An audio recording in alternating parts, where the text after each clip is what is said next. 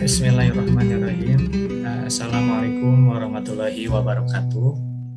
Yang saya hormati Kang Rudiansah, teman saya, dosen pengampu mata kuliah Dasar Pemikiran Tiongkok dari Universitas Sumatera Utara, juga sebagai pengelola museum Chong V Mansion.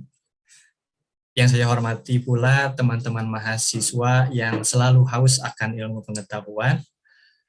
Pada pagi hari ini saya sangat senang karena mendapatkan kepercayaan dari Kang Rudiansyah, juga teman-teman mahasiswa, tapi rasa berkecamuk dalam dada, Kang, bimbang karena apa yang akan saya sampaikan ya pada siang hari ini mungkin sangat tidak sesuai dengan harapan. Memang jauh-jauh hari ya Kang Rudi meminta saya untuk sharing tentang apa itu naskah atau manuskrip kepada teman-teman.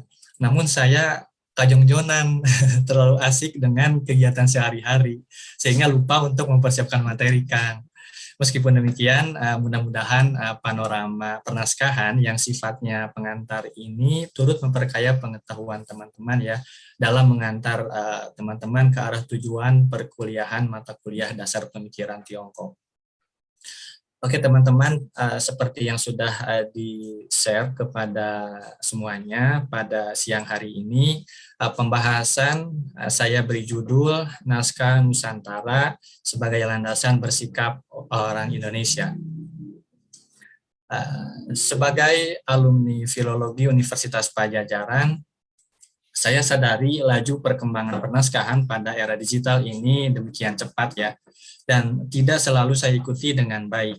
Saya berusaha mendekatkan diri dengan perkembangan pernaskahan, khususnya naskah Sunda, tapi saya juga menyadari bahwa masih terlalu banyak yang luput dari perhatian. Oleh karena itu, di hadapan teman-teman, Kang Rudi, saya mohon maaf jika presentasi yang saya sampaikan ya pada siang hari ini kurang bermakna. Teman-teman, selanjutnya, kenapa harus mempelajari naskah? Kenapa harus memahami naskah? Dalam praktiknya, dalam berkehidupan, kita dituntut harus selalu mengikuti jalan yang benar dan harus tahu juga mana jalan yang salah. Kita dituntut harus selalu bersikap yang baik dan harus juga menghindari sikap yang buruk. Dan mau tidak mau kita juga harus tahu mana sesuatu yang indah dan sesuatu yang jelek atau buruk. Nah, semua itu manusia kita berpaling ke dalam pengetahuan. Saya kira dasar pemikiran Cina, outputnya itu adalah pengetahuan. Pengetahuan sebagai landasan untuk bersikap kita ya sebagai orang Indonesia. Nah, tentu banyak sumber, banyak landasan sebagai acuan dalam bertindak. Nah, karena kita orang Indonesia, tentu harus membaca sesuatu yang original orang Indonesia, supaya kita mencirikan orang Indonesia. Nah, hemat saya, salah satunya adalah naskah atau manuskrip Nusantara ya. Teman-teman di era sekarang banyak orang terus berjalan menuju ke keramaian ya, menuju ke keramaian karena zaman modern ya. Tapi pada siang hari ini saya justru mengajak semuanya untuk sejenak berbalik arah, mencari jalan setapak, menapaki jalan sunyi para cendekiawan dulu yang menyimpan cintanya pada naskah-naskah kuno. Nah, perasaan cinta itu teman-teman, mohon maaf, bernilai dan bermutu bagi kita di masa sekarang.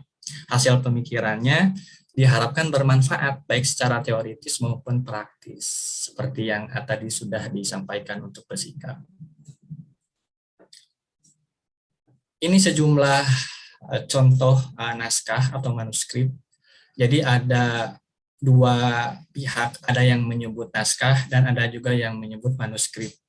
Kami di Universitas Pajajaran, lidah kami selalu terbiasa menyebut naskah, tetapi ada juga dari luar Universitas Pajajaran, misalnya di organisasi Manasa atau Masyarakat Pernaskahan Nusantara yang selalu akrab dengan manuskrip. Tidak apa-apa ya, karena manuskrip padanan kata atau terjemahan langsung mungkin dari manuskrip bahasa Inggris ya.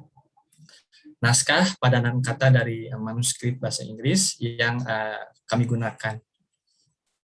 naskah ada yang bermedia daun, ada yang bermedia kulit kayu, ada yang bermedia bambu, ada yang bermedia ada yang bermedia kertas seperti itu. Nah, yang harus kita ketahui ketika media-media itu di luar batu, di luar logam, kajiannya itu milik keilmuan filologi. Sedangkan ketika aksara yang menempel pada batu dan logam itu masuk ke kajian epigrafi, ahlinya epigraf. Oke, dalam keilmuan arkeologi juga harus kita kenal. Naskah merupakan kekayaan budaya bangsa sebagai wujud pemikiran dan perilaku kehidupan manusia yang penting artinya bagi pemahaman dan pengembangan sejarah, ilmu pengetahuan, dan kebudayaan dalam kehidupan bermasyarakat, berbangsa, dan bernegara. Dan sehingga perlu dilestarikan ya dan dikelola secara tepat melalui upaya pelindungan, pengembangan, dan pemanfaatan dalam rangka memajukan kebudayaan nasional untuk sebesar-besarnya kemakmuran rakyat ya. Di antaranya ada Undang-Undang Cagar Budaya Nomor 10 Tahun 2011 yang harus mewajibkan kita untuk menjaga cagar budaya, dan salah satu cagar budaya itu adalah naskah. Definisi cagar budaya sendiri itu adalah warisan budaya bersifat kebendaan. Selain itu, yang terbaru ada Undang-Undang Nomor 5 Tahun 2017 tentang pemajuan kebudayaan. Naskah atau manuskrip merupakan salah satu OPK dari 10+1 yang harus dikembangkan, harus disusun strateginya supaya naskah ini terus ada baik fisik maupun teksnya sebagai kandungan dari naskah itu sendiri. Oke teman-teman, supaya tidak pusing pada siang hari ini saya akan menyebut naskah saja ya, tidak menggunakan atau manuskrip. Naskah kuno, seperti yang sudah kita ketahui, berisi informasi dan pengalaman atau pengetahuan ya tentang kehidupan sosial budaya pada masa lampau. Namun naskah kuno ini ya sering diidentikan dengan benda jadul ya, yang mungkin bagi sebagian orang ada yang anti, mungkin bagi orang yang alergi suka bersin-bersin misalnya ya, sehingga penyimpanannya di mana we gitulah kalau orang Sunda mah. Cul diantepkeun gitu kan, sehingga karena tidak dirawat dengan baik cepat rusak. Bahkan ketika tidak ada pengetahuan tentang pentingnya naskah, ya naskah itu bisa dibakar. Banyak kasus ketika saya melakukan penelitian ya di Garut, ketika berkunjung misalnya ke suatu kampung karena ada informasi di kampung tersebut ada naskah, ketika datang naskahnya sudah tidak ada, sudah dibakar katanya. Atau ada juga cerita-cerita mistis. Ini pengalaman tahun ini, ada kerjasama dengan Balai Bahasa Jawa Barat, berhasil kami mendigitalkan satu naskah dari satu keluarga ya. Beberapa bulan kemudian, si naskah tersebut teks-teksnya itu, si aksara-aksaranya itu keropos semuanya dari halaman pertama sampai terakhir. Apakah itu indikasi mungkin ya si penulis si penulis tidak mengizinkan, atau mungkin gejala alam, atau juga pengaruh dari hewan ya. Nah, itu menarik sekali. Ketika saya mendapatkan informasi dari keluarga pemilik naskah, saya tentu kaget ya. Waduh, masa bisa seperti ini kan? Untungnya ya ada upaya digitalisasi sehingga naskah yang sudah rusak itu masih bisa diakses, masih bisa dibaca, seperti itu. Nah, itu salah satu upaya ya penyelamatan naskah.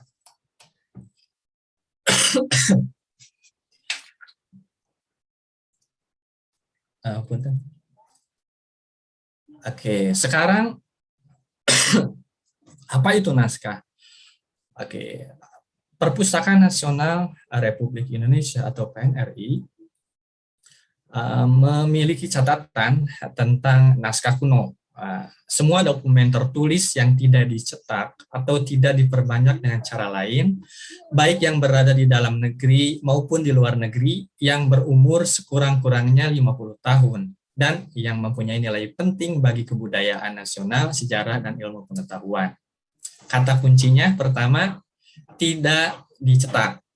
Kata kunci kedua, berumur sekurang-kurangnya 50 tahun. Dan yang ketiga, memiliki nilai penting. Jadi bisa menambah eksistensi, mengembangkan kebudayaan. Dr. Undang Ahmad Dahsa, dosen saya di kampus, selalu menekankan bahwa naskah itu wujud konkret tulisan tangan, Ki, katanya, yang di dalamnya mengandung teks. Jadi ada dua yang harus diketahui dalam keilmuan filologi, yang objek kajiannya naskah. Yang pertama ada naskah, dan yang kedua ada teks. Naskah lebih lanjut diteliti dalam pendekatan kodikologi, sedangkan teks lebih lanjut didekati melalui pendekatan tekstologi. Naskah bersifat konkret, sedangkan teks bersifat abstrak. Konkret bisa dilihat secara panca indera, ya, dilihat, diraba, diterawang. Sedangkan teks hanya dalam pikiran, seperti informasi nanti yang akan saya sampaikan. Ada sebagian buah pemikiran dari nenek moyang Sunda yang tersurat dalam sejumlah naskah, ya. Selanjutnya informasi dari Profesor Roman Fatur Rahman, ini mantan Ketua Umum Manasa 2 periode sebelum Kang Munawar Holil yang sekarang. Beliau menyampaikan naskah Nusantara mencakup 3 kategori. Ini sebagai pengetahuan dasar. Pertama, semua naskah yang ditulis oleh pengarang asal Nusantara, ya, baik menggunakan bahasa lokal seperti Sunda yang pernah dan sedang saya teliti, ada juga di luar itu karena bahasa daerah di Nusantara itu sangat kaya. 718 bahasa daerah. Pernah saya mendengar itu dari senior saya yang bekerja di Badan Bahasa Kemendikbud Ristek. Dan yang kedua, naskah karangan penulis asing, tapi disalin oleh penyalin lokal. Dan naskahnya banyak digunakan oleh masyarakat Nusantara. Dan yang terakhir, naskah karya penulis asing dengan bahasa asing pula, tetapi ditulis dalam konteks Nusantara. Tadi di muka disampaikan, ya, di definisi naskah menurut PNRI. Naskah dalam negeri dan naskah luar negeri. Ini diantaranya. Tentu masih ada yang belum tercatat, seperti yang terdapat di Sumatera Utara, karena ini data yang saya dapatkan sementara, yang mudah-mudahan menambah pengetahuan teman-teman. Yang di dalam negeri diantaranya di Kabupaten Ciburuy. Kabupaten Ciburuy itu lembaga pendidikan formal para Islam yang ada di Sunda. Salah satu naskahnya yang saya jadikan background, virtual background Zoom sekarang. Kemudian ada di Kampung Pulo, di Garut, Leles, naskah Merapi Merbabu, ya, koleksi RI Adiwijaya di Bandung, Sulaiman di Garut, di Bugis, ya, di Sri Baduga, yang tadi sudah saya sampaikan ada kerjasama webinar bedah naskah, di Perpustakaan AI Prosidi di Kota Bandung, dan tentu di Perpustakaan Nasional Republik Indonesia. Di luar negeri diantaranya ada yang di Perancis, di Amerika, di Belanda, di Bodleian University Inggris, di Australia, dan lain-lain. Kemarin ada bedah naskah seri kedua, kebetulan pembicaranya adalah Ketua Umum mana saya sekarang, Kang Munawar Holil. Beliau menginformasikan koleksi naskah Nusantara terbesar itu ada di Indonesia, yaitu di PNRI, dan yang kedua itu di luar negeri, di Leiden University. Nah, tadi saya menginformasikan ada sejumlah buah pemikiran. Nah, ini diantaranya. Bila ingin tahu telaga, tanyalah angsa. Bila ingin tahu hutan, tanyalah gajah. Bila ingin tahu laut, tanyalah ikan. Bila ingin tahu bunga, tanyalah kumbang.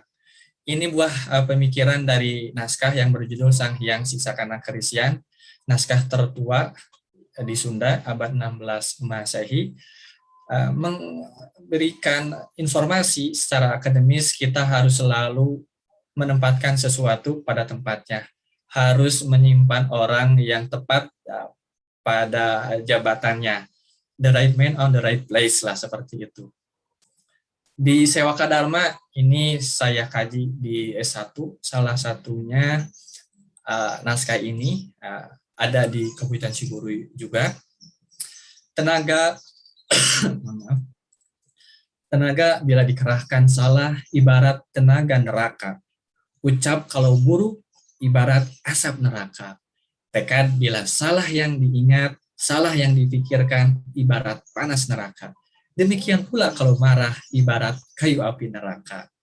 Intinya kita harus bersikap yang baik. Ya, dalam Islam, innama bu'istu liutammima makarimal akhlak. Rasul selalu menjunjung tinggi akhlak. Ditugaskannya Nabi Muhammad SAW sebagai utusan di dunia ini untuk menyempurnakan akhlak manusia semenjak beliau diutus sampai sekarang. Saya kira meskipun naskah-naskah ini peninggalan pra-Islam, ya, naskah Sang Hyang Siksa Kanakaresyan atau naskah Sewaka Dharma, ketika kita membaca dan kita sebagai umat Muslim pernah mengkaji ya perintah-perintah dan firman Allah Subhanahu Wa Taala, senada atau bernafaskan Islam.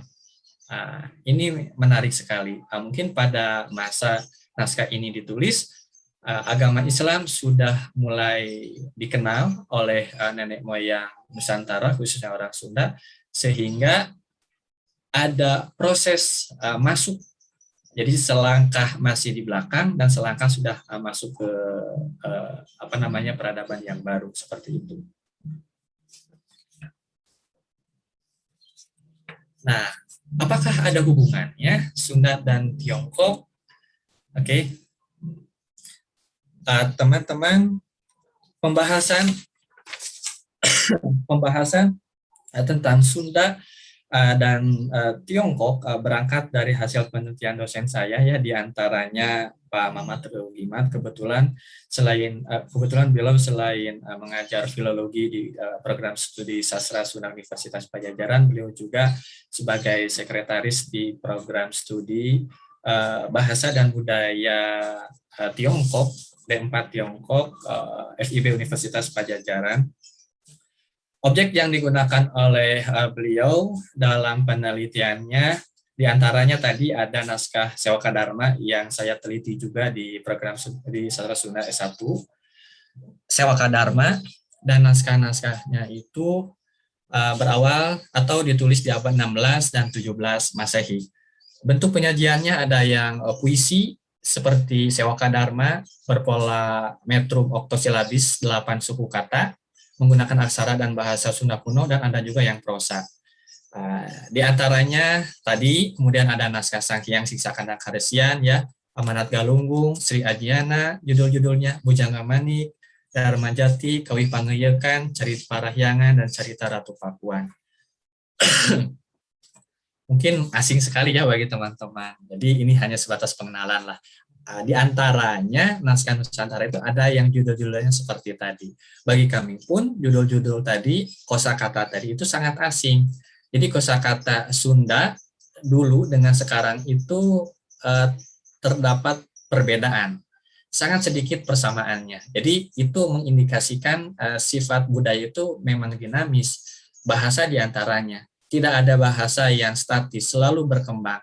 Karena ada pengaruh seperti sekarang ya, ada pengaruh digital, era internet ya, modern, pasti kosakata khususnya dalam bahasa Sunda itu terpengaruhi. Mau tidak mau para ahlinya, para pemikirnya harus menyesuaikan, harus ada serapan baru, dan itu tentu memperkaya kebudayaan khususnya bahasa daerah sebagai salah satu unsur kebudayaan. Nah, teman-teman, hasil pengumpulan data klasifikasi Ruhimat, dosen saya, menunjukkan bahwa hubungan Tiongkok dengan Sunda telah terjalin dalam berbagai aspek kehidupan yang harmonis. Pengetahuan masyarakat Sunda pada abad ke-16 dan 17 membuktikan bahwa mereka telah saling mengenal, diantaranya melalui bahasa, ya, peradaban, adanya pertukaran produk, politik, dan sejumlah kepandaian lainnya. Produk-produk berkualitas tinggi itu muncul atau menjadi dominan hasil penelitian atau pengamatan Ruhimat, dan menjadi data yang paling penting yang ditemukan dalam naskah Sunda kuno dari sejumlah data yang tadi sudah disebutkan ya. Nah, keramik Cina diantaranya yang sering disebut, bahkan produk-produk ini menjadi ornamen, menjadi penghias lah imajinasi penulis karya sastra orang Sunda pada zaman dahulu untuk menggambarkan indahnya surga itu seperti apa gitu kan. Karena diantaranya ada keramiknya, ada apanya seperti itu. Berarti pada masanya di Sunda, orang Sunda melihat keluhuran peradaban Cina seperti itu. Jadi dengan adanya orang Cina datang ke Nusantara, khususnya ke Sunda, itu sesuatu hal yang positif, sesuatu yang harus disyukuri karena memperkaya kebudayaan, memajukan peradaban Nusantara seperti itu. Karena sekali lagi pada hakikatnya kebudayaan itu tidak ada yang orisinal, tidak ada yang asli, saling mempengaruhi, saling memperkaya. Tentu untuk membedakannya adalah presentasi kreativitas. Seperti hanya aksara Sunda misalnya, aksara Sunda tentu itu adalah hasil rangsangan aksara dari India. Kemudian orang Sunda menciptakan formula baru, ejaan baru, gambar baru, sistem ortografi khas yang persentasenya lebih dominan hasil pemikiran orang Sunda. Jadi itulah salah satu manfaatnya kita berinteraksi, dan itu tentu sesuai dengan wahyu atau firman Allah Subhanahu wa taala juga, kita diciptakan berbeda-beda, bersuku bangsa untuk ta'aruf, untuk saling mengenal. Cina datang ke Sunda, Sunda mengenal Cina. Tadi Kang Rudi menyebut Kesultanan Cirebon, diantaranya Sunan Gunung Jati yang menikah dengan salah satu putri Cina. Mengenal kan, oh kenapa bisa menikah, berarti dipercaya, saling mengenal, ada keluhuran budi. Dan itu ketika menikah dengan orang Sunda, tentu orang Cina merasa diuntungkan.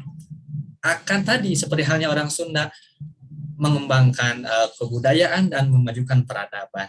Silisibeh lah cek orang Sunda nama, simbiosis mutualisme ya teman-teman.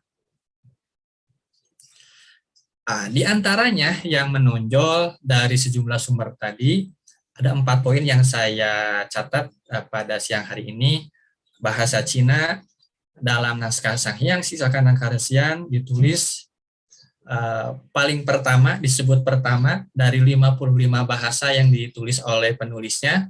Ini menjadi indeks semakin intens mayoritas pada masanya, karena ya pada masanya perdagangan menjadi corong untuk berinteraksi. Itu salah satunya yang kami baca melalui naskah Sang Hyang Sisa Kanang-Karesian ya teman-teman.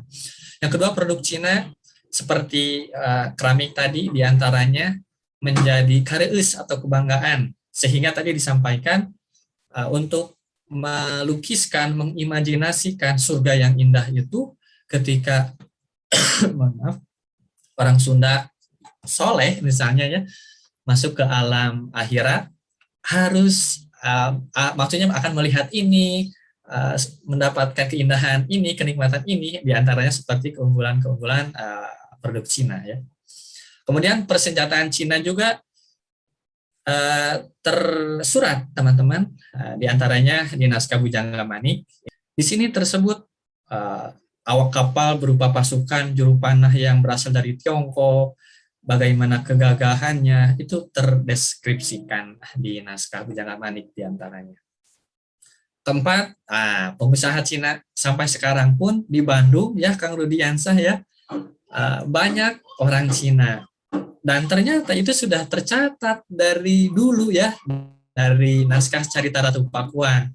Naskah ini menceritakan Prabu Siliwangi yang pindah keraton atau istananya dari Ciamis sekarang ya, Jawa Barat, masih Jawa Barat, ke daerah Pakuan, itu di Bogor Kang Rudi dan teman-teman. Nah, dari berita yang tercatat dari naskah ini, oke, ada pedagang namanya Munding Cina dan Haning Cina. Kedua tokoh tersebut menurut para Pak Mamat diperkirakan sebagai kakak beradik ya, keturunan Tiongkok sebagai pedagang, pengusaha. Jadi menarik karena kenapa disebut menarik? Karena pada masa dahulu ya, sarana dan prasarana untuk menulis itu tidak sebanyak sekarang. Jadi teks atau informasi atau pengetahuan yang harus dituliskannya itu selektif. Informasinya pun pilihan-pilihan, tidak boleh sembarang ditulis. Pertama, mungkin ya dari segi harga harus dibayar mahal. Kemudian dari buah pikiran pun harus diupayakan dengan pemikiran perenungan yang mantap. Dan tidak semua orang bisa mengakses aksara dan bahasa atau bisa disebut sebagai kaum intelektual. Sama halnya seperti sekarang, tidak semua orang bisa membaca dan menulis. Ketika bisa membaca dan menulis pun tidak atau belum tentu menghasilkan buah pemikiran, dan buah pemikirannya pun belum tentu itu bisa dinikmati oleh orang lain. Ya. Nah, terakhir, Kang Rudi, mohon maaf terlalu panjang. Kesimpulannya, melalui kajian naskah kuno, dapatlah kita mengambil pelajaran yang berharga ya dari nenek moyang kita, bahwa sejak dahulu kala hubungan Tiongkok dengan warga pribumi, khususnya orang Sunda, telah terjalin dengan sangat baik dan harmonis. Buah pemikiran, sikap yang tersurat, yang tergambar antara Sunda yang mewakili pribumi dengan Cina, dari luar negeri, itu sangat harmonis. Ada toleransinya. Kalau misalnya ada catatan-catatan yang pernah saya baca di 1832, itu adanya konflik dengan orang lain itu adanya politik adu domba yang dilakukan oleh orang Belanda, sehingga ada kesalahpahaman. Tentu dengan kita membaca naskah ini sebagai sumber primer, kita akan termotivasi kembali untuk selalu saling memahami, untuk selalu menjunjung tinggi nilai toleransi, karena buah pemikiran dan contoh sikap yang dilakukan oleh nenek moyang Nusantara itu sangat relevan dan masih bisa digunakan sampai sekarang untuk membentuk peradaban Nusantara lebih maju lagi. Seperti itu Kang Rudiansah. Demikian pemaparan saya pada siang hari ini. Mohon maaf apabila ada kesalahan dan kekurangan. Wassalamualaikum warahmatullahi wabarakatuh.